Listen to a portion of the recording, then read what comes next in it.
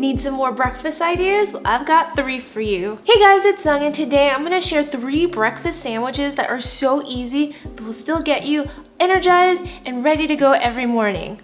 I'm gonna get into the first one. It's a classic with a little bit of a twist. We're gonna make a ham and cheese croissant with a drizzle of chili onion crunch. It sounds pretty basic, but trust me, all the different layers and techniques that I'm gonna show you is gonna really take it up to the next level. So first, I have a croissant. You can use whatever kind you have. The ones from Costco works great. The ones at your grocery store. I got this at a local bakery. So I'm just gonna cut it in half. And then to my skillet, I'm just gonna add a teeny tiny bit of butter just to toast it up and make it extra fresh. I just have the heat on medium-low so that I don't burn the butter or the croissants. Just put it right on top and I'll let it crisp up for a minute or 2. It smells really toasty and buttery. I think it's done. So let me grab this piece, transfer it to my cutting board, let them chill for a little bit while I work on the ham and cheese part. Just make sure if there's any like little tidbits of croissant left in the pan that you take it off. So here I have some ham and Gouda. The ham slices, I like to get a few pieces and build like a voluminous looking sandwich. So I kind of fold it together in a ribbon like this. I never like it flat. It just doesn't feel right when it's flat. I'm gonna put the ham down and then put 2 slices of Gouda cheese right on top. And then we'll let it form a cheese skirt. Covering it will really help create a steam to melt everything and heat it up thoroughly and evenly. Because the pan was still pretty hot when I took the croissants off, I ended up turning off the heat because I don't want it to like fry, but I'm gonna turn it back on medium-low now. Sometimes a spritz of water will really help the cheese melt along nicely too. Okay, that looks really, really good. So it's formed that beautiful cheese skirt that I mentioned earlier. I'm gonna go ahead and transfer this to the back burner over there with the heat off. In the meantime, we're gonna dress this guy up with some chili onion crunch. So there's a lot of chili onion crunch varieties out there these days.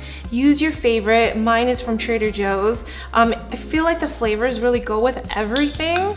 And it's not as spicy for me. I'm gonna slather both sides with the chili onion crunch drizzle. Add as much or as little as you'd like. Now I'm gonna grab my ham and cheese. Look at that cheese skirt right here. Just hanging off. Close it up. I like to cut mine in half. And look, you have a warm, gooey, cheesy center that's perfectly filled through with the chili onion crunch just like hugging it. And then on the side, you have the crunchy cheese skirt. Like, who has cheese skirts in the morning? What a treat. I'm gonna give it a try.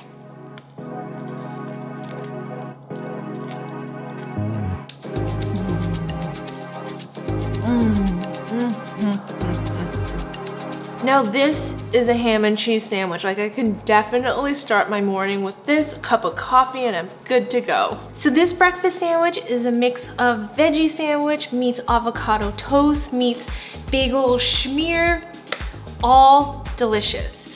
I'm gonna start with my everything bagel here. A sesame bagel works really well too, but I just like it really savory. I'm just gonna slice it in half. So for my bagel, I already toasted it in the oven so the outside is crispy and the inside is nice and soft. But you can toast it however you like. I'm gonna spread a thin layer of cream cheese, just plain cream cheese on top. Now I'm gonna put my avocado slices right on top. I have a whole avocado here. Hopefully it's good. Yes! And then I'll just cut it into really thin slices. So for this breakfast sandwich, I'm gonna make it as an open face because it's gonna be just like way too big and too much going on if it's like a real sandwich. So I'm gonna divide this avocado up in half. I'm just gonna fan it out onto the bagel. Chop up some cucumbers. Scatter it kind of like pepperoni pizza. And then I like to put some purple onions on mine. And again, I'm like adding a lot of stuff onto my bagels just because this is how I like it. But if you like to stop at avocado, you can totally do that too. I have paper thin purple onions here because they can be pretty overpowering.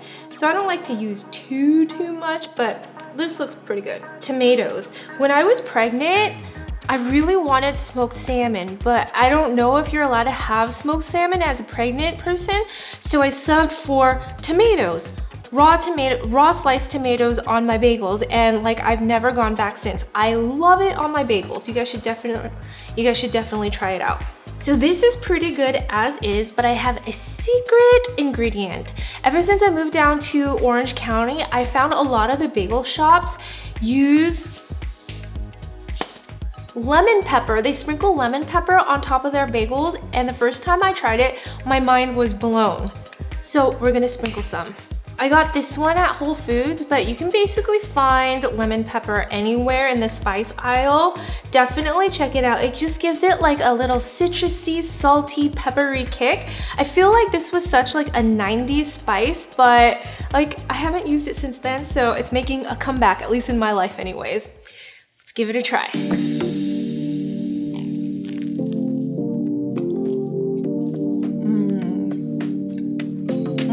I really love the fresh crunch from the cucumbers, and then the avocado just makes it kind of creamy, paired with the cream cheese and the everything bagel.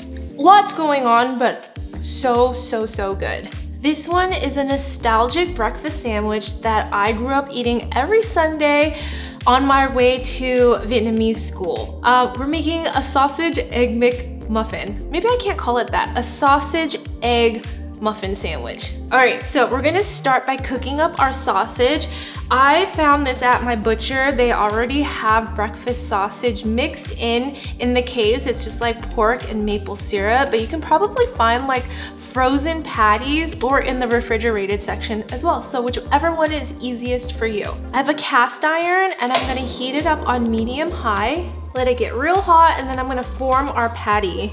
I guess you could do it like a smash burger type situation, but this one's just easier. So I want to make sure it's almost the same size as my muffin, my English muffin. It will shrink a little bit though when you cook it up. So, and then once the cast iron's hot, I'm gonna go ahead and cook it. I love hearing that sound early in the morning.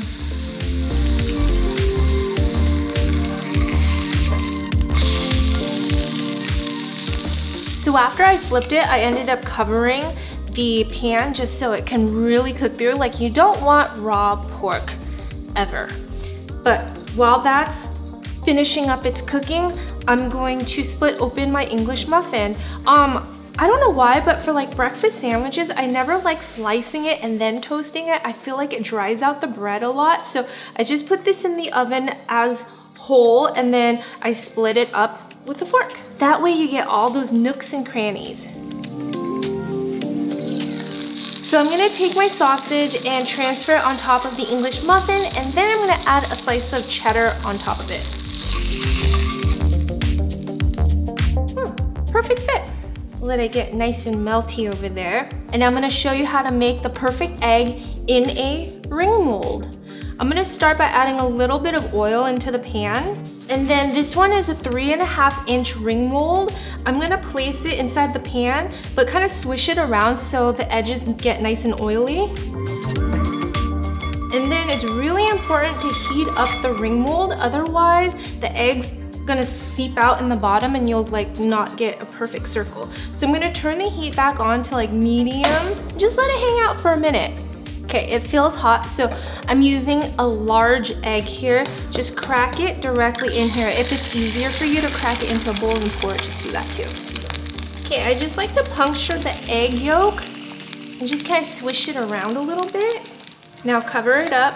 All right, so you guys saw a little bit of the egg white seeped out at the bottom. It's not a huge deal. I probably should have let it get a little hotter, but it's easier probably if you were to hold the mold down while you pour it from a bowl. So do that if you want it perfect, but this is totally fine to me. So once the egg yolk starts to look a little bit set, I'm gonna run my knife around the mold to loosen the egg up, and then we're gonna flip it over for another 30 seconds. So of course our sausage egg sandwich is never complete without a side of crispy hash browns. Ketchup is a must, and wash it all down with some orange juice.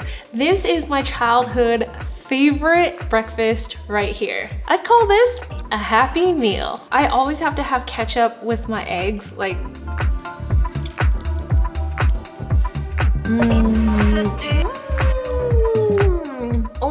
gosh, it brings me back. Now I gotta have my crispy hash browns.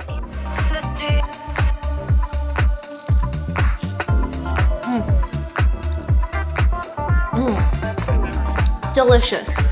Tell me what you guys normally have for breakfast and how I can help you come up with some more fun ideas. Don't forget to like this video and subscribe to my channel for more delicious, nostalgic, fun food ideas, and I will see you guys next time. Bye! What's the point of making this when they can just go to McDonald's though? Nate just asked, what's the point of doing this when you can go to McDonald's? Well, it's more gourmet, it just tastes better. And also, it's probably healthier for you because I use real ingredients.